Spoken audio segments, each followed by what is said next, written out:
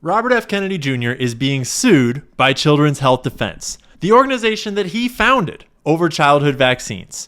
Israel's forced famine in Gaza has reached a tipping point with multiple whistleblowers going viral last week. But one congressman is too bloodthirsty even for AIPAC to endorse anymore, as America wakes up to the reality of Jewish power in the United States. And a shooting in New York City last week sparked conspiracy theories about Freemasonic numerology, while the NYPD is releasing AI photos of the crime scene. The news cycle is so crazy these days that I thought that I'd better devote a weekly segment to trying to figure out what the hell is going on out here just to keep up with everything. So, if you're new here, hit the subscribe and the like buttons, and let's get started. Conspiracy theories are dangerous. Information is the oxygen of a democracy. It's so sick that we can't talk about it. David Wallace Wells' opinion that increasing rates of autism and ADHD are actually a good thing went viral last week because of how retarded a take it is. He doesn't actually present any interesting arguments or new ideas, though. It's just another piece explaining the theory that maybe these diagnoses are skyrocketing because we're just changing the definitions and treating more patients. And that's a good thing. He says, quote, "With every instance of overdiagnosis, also a kind of expression of optimism that in our new golden age of medicine, we may soon find a cure, or stumble on some treatments, at least." Yeah, actually, we are stumbling on some treatments, like not taking 70 doses of toxic, untested vaccines sold to us by multi-billion-dollar corporations with blanket immunity and criminal and civil rap sheets as extensive as the non-existent Epstein files, all while we're still just children. Here's a graph of the CDC data showing the correlation, just correlation, not causation, between how many vaccines we are taking and the incidence of autism in America. The blue dots represent how many vaccines we are mandating in America, and the red shows the average incidence of autism, which, if you can't read it, went from 1 in 10,000 in 1970 to 1 in 31 today.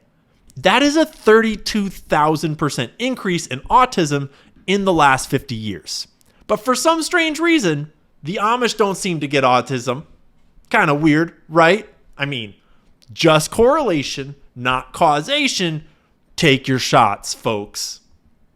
Well, last week, Robert F. Kennedy Jr., who campaigned on the promise to study this exact issue and do something about it, was sued by his own organization, Children's Health Defense, over this exact issue.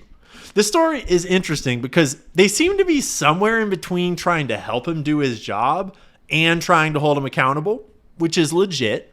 The suit is based on the 1986 National Childhood Vaccine Injury Act, which forced the government to set up a special task force to oversee and report on childhood vaccine injuries and safety. The last time that it was actually active and publishing a report was in 1998.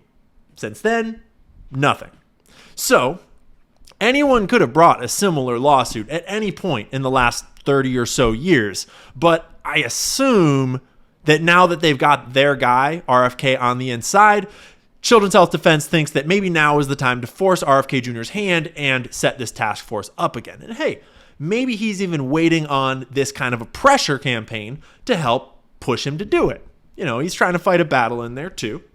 If they are successful, the law mandates that this task force be comprised of the head of FDA, CDC, NIH, and HHS. So that would be Martin McCary of FDA, Susan Menares of CDC, formerly of ARPA-H, which I have reported on numerous times in the past, Jay Bhattacharya at NIH, and RFK Jr. himself as head of HHS. Now, I don't know what this would do. I don't know if it would make a difference. I don't know if Susan Menares or Martin McCary are corrupt or not. Hell, I don't even know if RFK Jr. is corrupt or not. My current read on him is that he does have a genuine desire, but also is ruled by his prior and probably ongoing sexual improprieties, and is quite likely blackmailed to a certain degree on some big issues. So, I don't know. We'll see what comes out of all of it. In other news, in basically all news these days, Israel was front and center again last week. for a number of reasons. Most notably, Trump tweeted what read a lot like a threat that if Canada didn't support Israel's genocide of the Palestinian people, that he would impose sanctions on them. Canada is, by all metrics, one of our most important and closest trade partnerships. Obviously, they are our neighbors, actually one of our closest allies, and from a pure economic standpoint, one of our most significant trade relationships as far as I can tell. But hey, if they are going to have the audacity to say that Palestinian people deserve to not be bombed and starved and raped, then fuck them, right? I mean, Trump just keeps showing more and more that he will do just about anything to appease Israel. MAGA is actually just MIGA these days. Shout out to Anomaly, always with the great takes like this one. If Trump's tariffs were about America and Americans, then he would be closing deals based on that. We're going to disagree with countries we do deals with often. By telling Canada they can't recognize Palestine, he just blew his entire cover. Trump is Israel first, not America.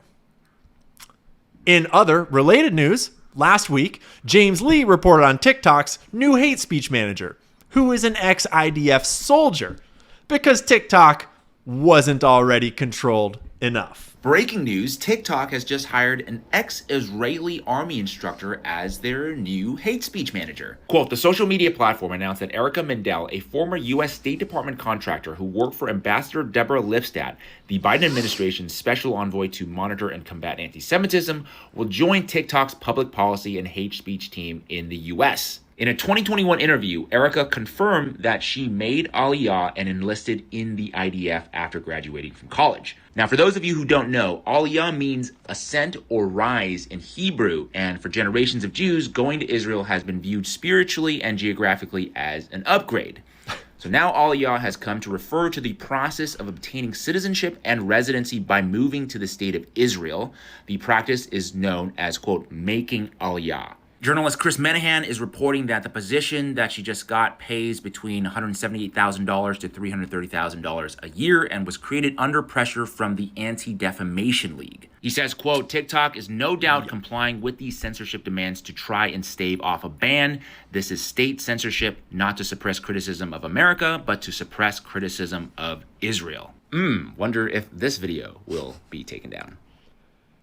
Yup. Yes, it will, James. And you already know that. James is the man. If you don't follow James Lee. 5149 James Lee. He's right on the money. Get ready for all of your favorite anti-Semites to get banned. I'm sure that I'll not be spared in the purge. Last week, also saw a number of high-profile whistleblowers go viral over accusations about the current situation in Gaza.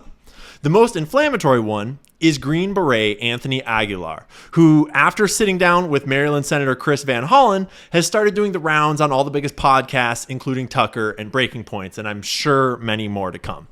You should listen to his testimony for yourself in its entirety, but he tells his firsthand accounts of how horrific the aid distribution plan is and how it is explicitly designed to ethnically cleanse Palestinians out of Gaza by moving them all to the south through active combat operations where they are being shot and killed just to receive what scraps of aid are making it in. He tells one particularly heart-wrenching story about a 5-year-old boy who kissed his hand with gratitude just minutes before being shot dead by either IDF or American contractors. He doesn't know which.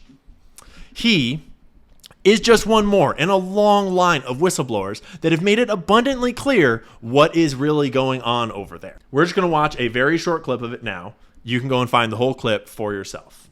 A Palestinian man had picked up some children to let them step on his shoulders to get onto a berm because they were being crushed in the crowd. Site 2 is very small, smallest of all 4 sites. And these children are being crushed, and he picked them up there and put them up on the berm. And the Israeli Defense Forces liaison officer in the main control center with us comes up to the screen that I'm watching, and he says, "Tell your men to get them down." I was like, "We got this under control." I was like, "I know they know what they're doing. No, they're children. Let's calm down. Get them down now or I will." Well, there's no IDF on the site. So I didn't take it as much of like, much more than just being, bombastic and like, okay, like, hey, we got this.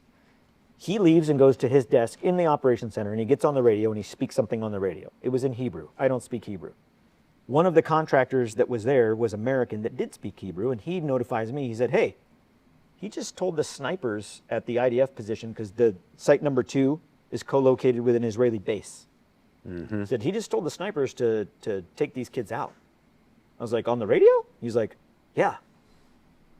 This lieutenant colonel then comes back up and he says, get them down. And I look at him and I say, did you just call on the radio and tell your men to shoot them? And he said, I'm going to take care of this if you don't. I said, you are not going to shoot. You are not going to shoot children.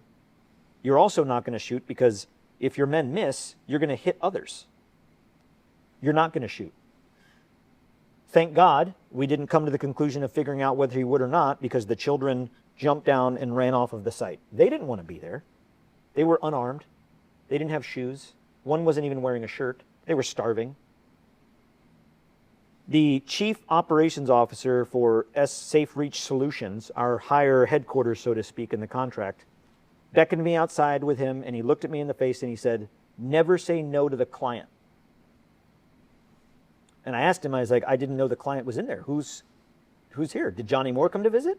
Right. And he said, no, the IDF. I was like, the IDF are our client? He said, yes, we work for them. A light bulb went off in my head because... Yeah. The IDF is the client. The American military is apparently over there working for the IDF, not the other way around. One of the other whistleblowers that's making the rounds right now, I guess you could say, is Irish surgeon Dr. Morgan McMonagle. He gave similar testimony to the Irish Times, saying that, quote, even though people are dying from the war and from the blasts and from crush injuries from the buildings and from gunshot wounds, we are now in a situation where we are seeing starvation in this day and age. Man-made starvation. The difference is Ukraine is one military versus another military, for want of a better word. The narrative is like a proper war, if there's such a choice of word. Gaza is a big army against civilians. But that's all lies, says Charlie Kirk, who freed up the back of his throat for long enough to tell us that Israel is not starving Gaza. Check it out. And I hate being propagandized. And this weekend, there was an all-out propaganda campaign trying to make it seem as if Israel is intentionally starving the people of Gaza. I hate being lied to, especially by the media networks. They lied to us about COVID. They lied to us about the vaccines. They lied to us about open borders. They lied to us Hunter Biden laptop. Joining us now is Rabbi Walicki, a great friend, and thank you so much for defending. Yeah, anyways, that's all we can handle of Charlie right now. You get the idea.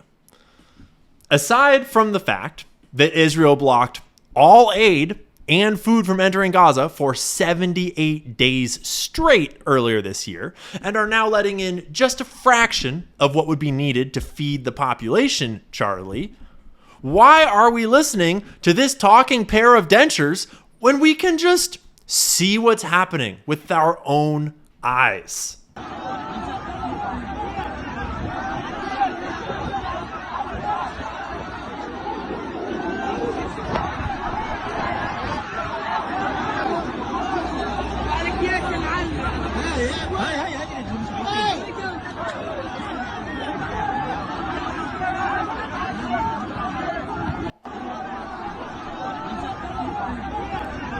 Yeah. So, that's what a food distribution center looks like, apparently. One of just 4 in the entire territory. And this video didn't even include the IDF and American contractors doing crowd control with live ammunition, as Aguilar described just a moment ago. But beyond us all being able to see what's happening in Gaza with our own eyes, beyond the endless stream of videos of murdered children, we can also just listen to the Israeli government themselves. They are not shy about what they are doing. This is Itamar Ben-Gvir, one of the most vile demons on planet Earth today.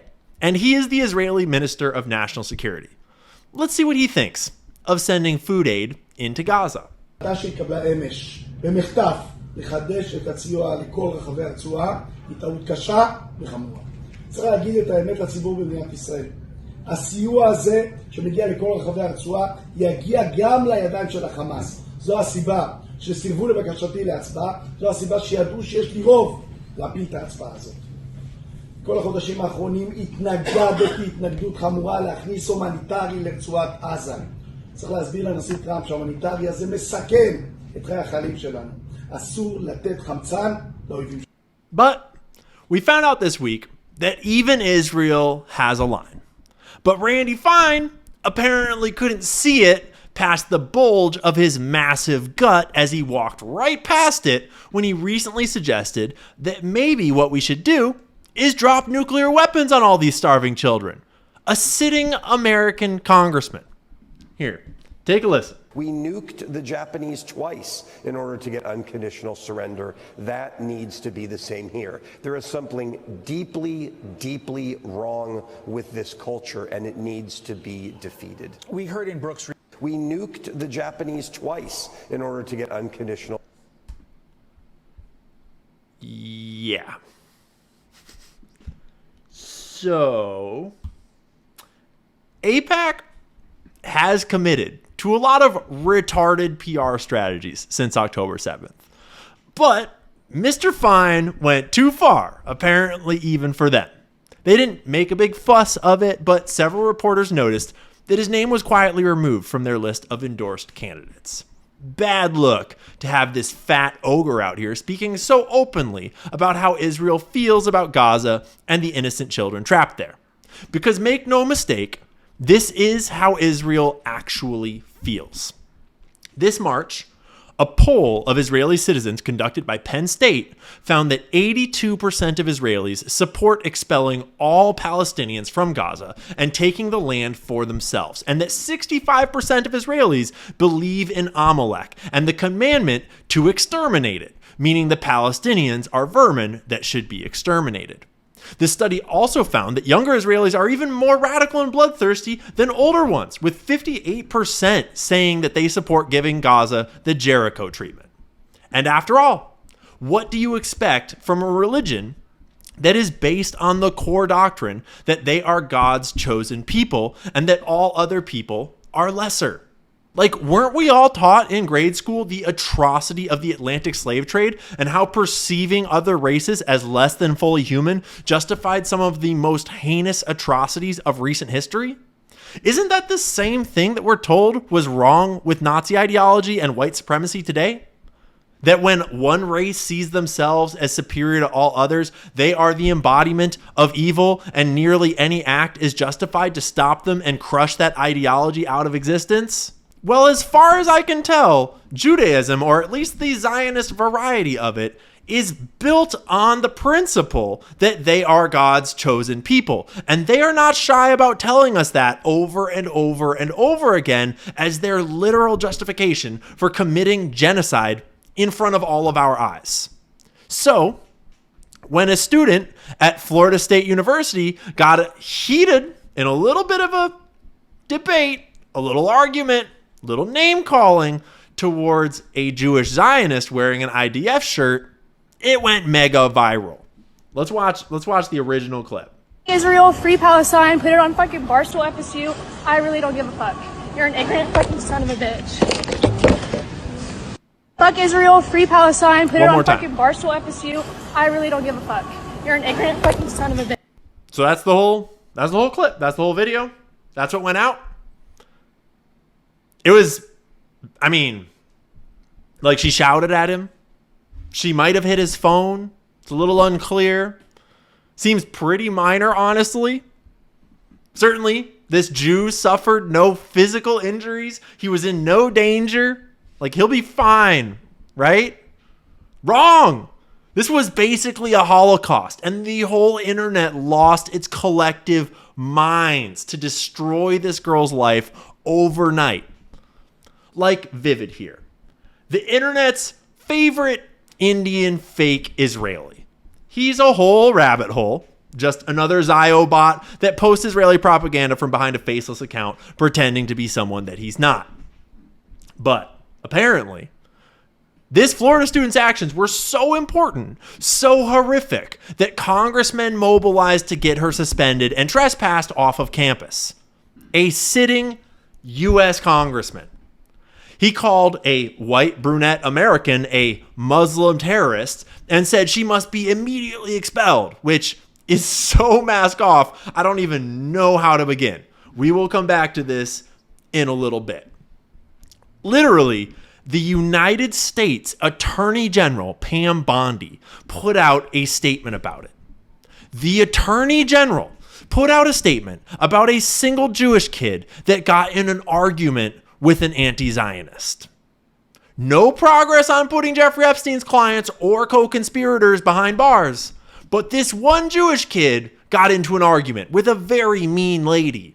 So Pam Bondi-Stein springs into action. Just last week, this horrible clip went viral of this white couple being brutally beaten by a black mob, and the media was completely silent. Social media blew up over it. It went completely viral, but haven't heard a peep from our government, from our attorney general, or the mainstream news, as far as I'm aware. But Homegirl says fuck Israel, and it's the next Holocaust. Shut it down. I mean, it feels like a good time to remind you of the working definition of antisemitism, which our AIPAC-elected Senate is pushing into law right now. It's important to remember that you are basically a Nazi if you are making mendacious, dehumanizing, demonizing, or stereotypical allegations about Jews as such, or the power of Jews as collective, such as, especially but not exclusively, the myth about a world Jewish conspiracy or of Jews controlling the media, economy, government, or other societal institutions. Or accusing Jewish citizens of being more loyal to Israel or to the alleged priorities of Jews worldwide than to the interests of their own nations. Gosh, I wonder what would ever make someone think something like that. Or denying the Jewish people their right to self-determination, e.g., by claiming that the existence of a state of Israel is a racist endeavor. Yeah, pay no attention to what they're saying about those white dudes making a little whites-only town out in the woods in Carolina or wherever the hell it is. That town is a racist endeavor. But you're a racist if you even think Israel might be racist. You got that? Or, back to our list, applying double standards by requiring of it a behavior not expected or demanded of any other democratic nation, right? Like expecting them not to shoot children in the head with their sniper rifles, or like expecting them not to intentionally starve millions of civilians, like expecting them not to colonize land that isn't theirs, or expecting them to not shoot journalists and doctors. Israel is the king of double standards. Zionism is built on double standards and backwards-brained thinking. I also think that it's hilarious that they had to specify that it's anti-Semitic to compare Israel to the Nazis. I mean, I wonder why they would have to include that. Just saying. But the world's over it. The noticing is in full effect and has been for quite a while now.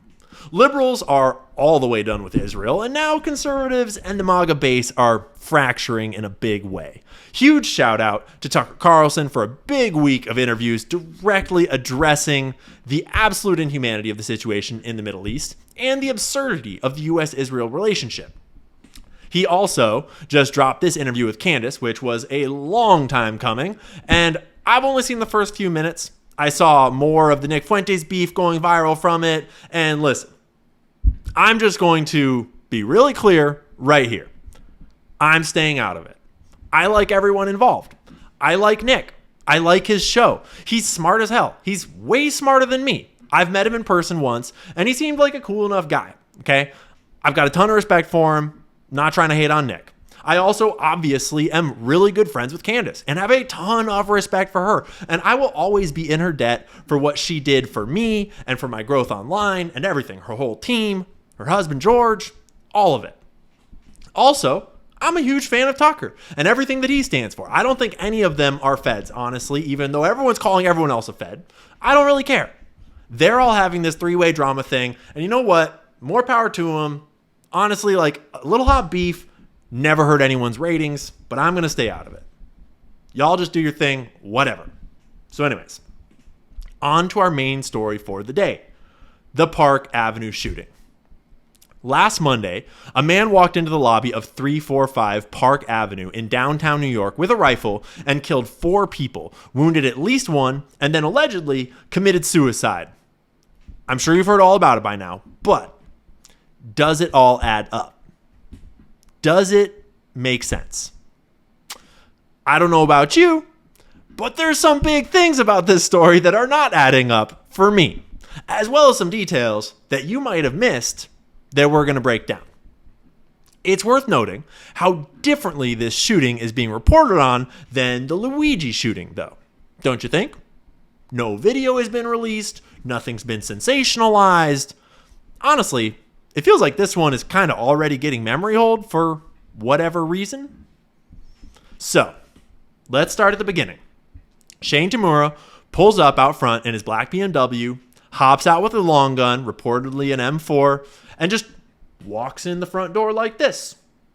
Little side note, the tan on the gun there, that little tan, like it looks like the gun is tan. That is actually the strap hanging, obscuring the actual shape of the gun in this photo. It looks like a weird gun when you just like look at it, but it's an M4 behind a tan strap. And we'll show you the gun in a second. Here is a Google Street View of the entrance to the building. He would have been walking away from us up those little stairs and up into the lobby beneath that bridge. You've got to imagine, I would imagine, that this is a pretty high security building. Clients like Blackstone, clients like the NFL. Suffice to say, some big companies in this building. So you would think they have some pretty tight security. So keep that in mind while we go through this timeline as reported by the New York Post.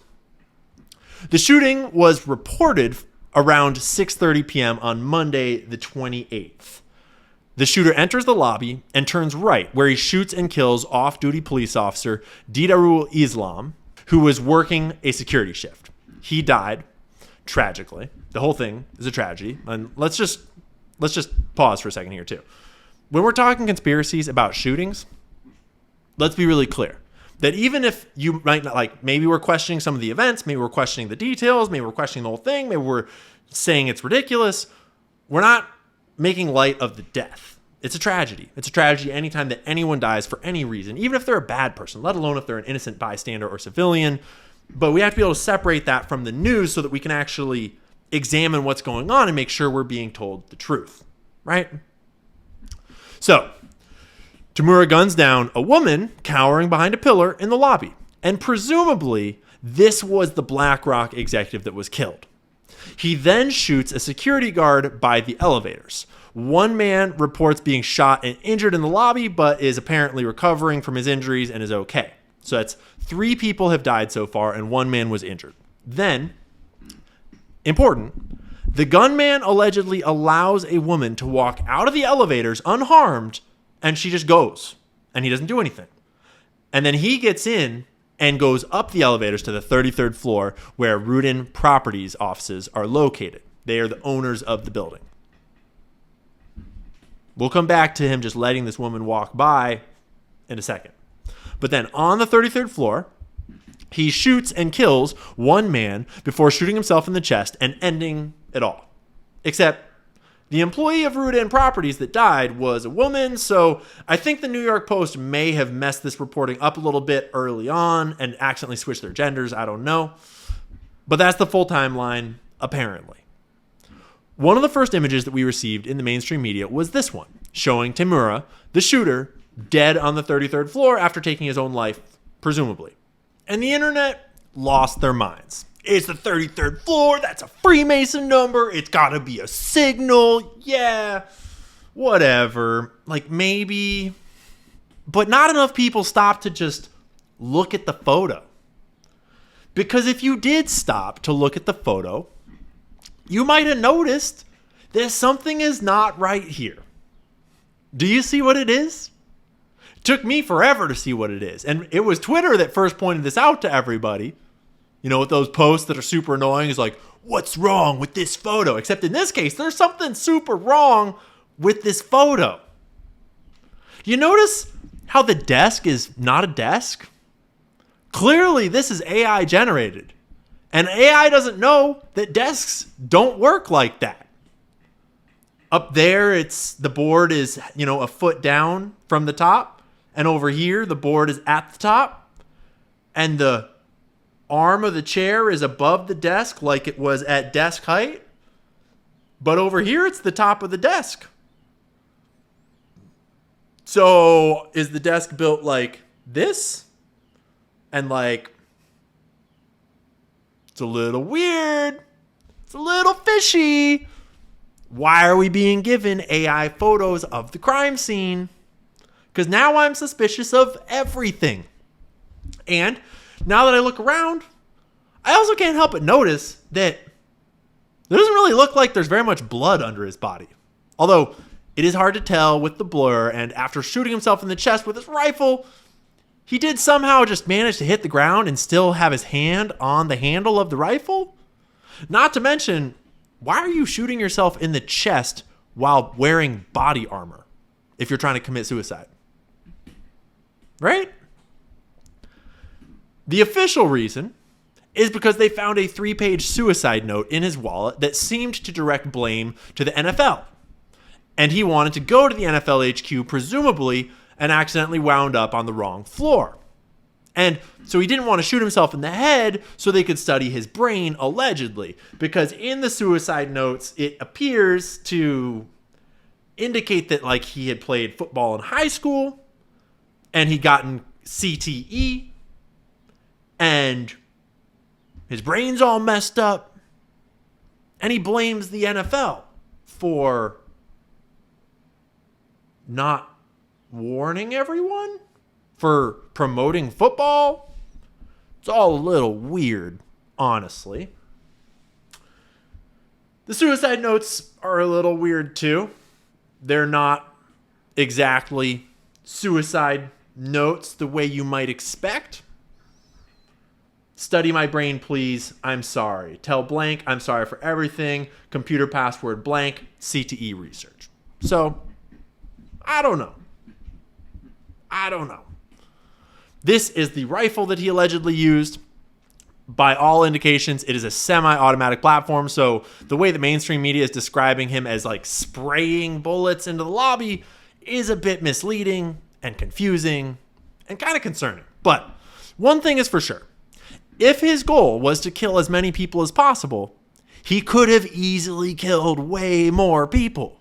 This lobby presumably would have had a number of people in it, even at that late hour.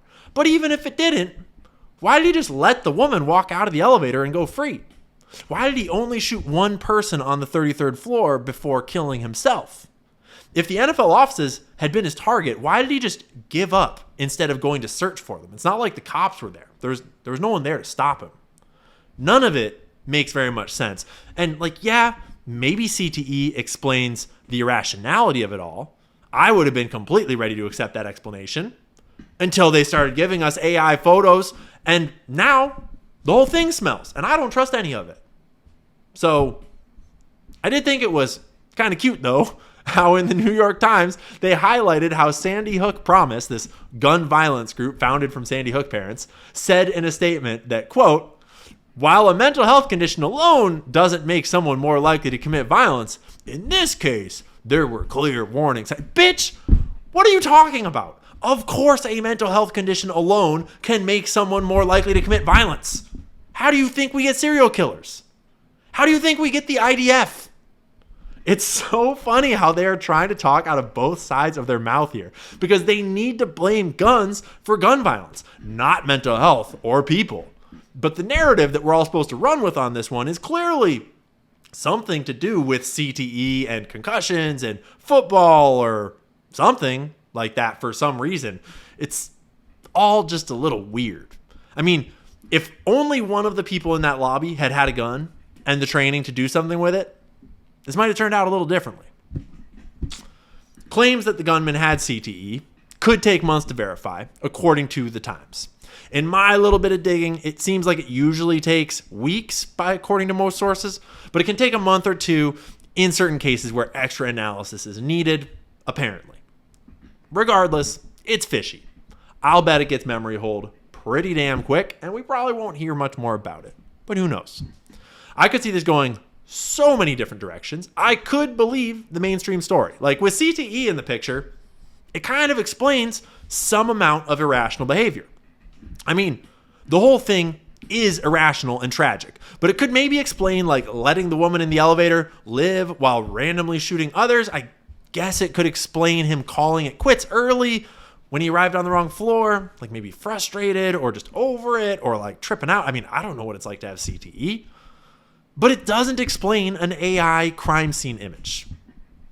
So, on the other hand, I also don't really see the conspiracy theory read of the situation here.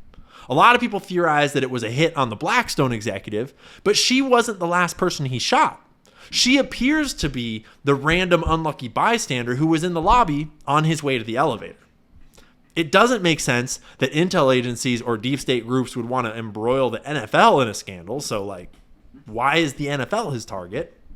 And maybe there's a case to be made for MK Ultra gone wrong, and this wasn't in anyone's plans, and he was like a broken asset or something. I don't know. It's all just wild speculation at that point. And I mean, I guess you could make the argument for like maybe one of the people that died was a target hidden within a random shooting. Plenty of TV shows about that. But, you know, just the end of that sentence tells you all you need to know. That's just wild speculation. I mean, I don't know. All I know is that I ain't never seen a desk shaped like that in my entire life. And now I don't trust anything about the story. And you probably shouldn't either. That would be enough to collapse the current paradigm and change the whole planet. That's all for today, though. That's a small sliver of what happened last week. Some of the stories that I thought were most important. I hope that you like this new style of video. I've always been more about doing deep dives on specific conspiracies or interesting topics than actually just reporting on the news. But there's so much crazy news that if you don't cover it these days, it just kind of slips by into the ether. So I'm experimenting with making one news recap video like this one each week, and that way I can keep the deep dives focused on what I find really interesting without feeling like I'm supposed to be commenting on this or that news story and getting pulled in a million directions. If you want to support my work, the best way to do that is to go to canceliancarroll.com and buy some merch. It's also a huge help if you hit the subscribe button. It's free for you, and it means a lot to me.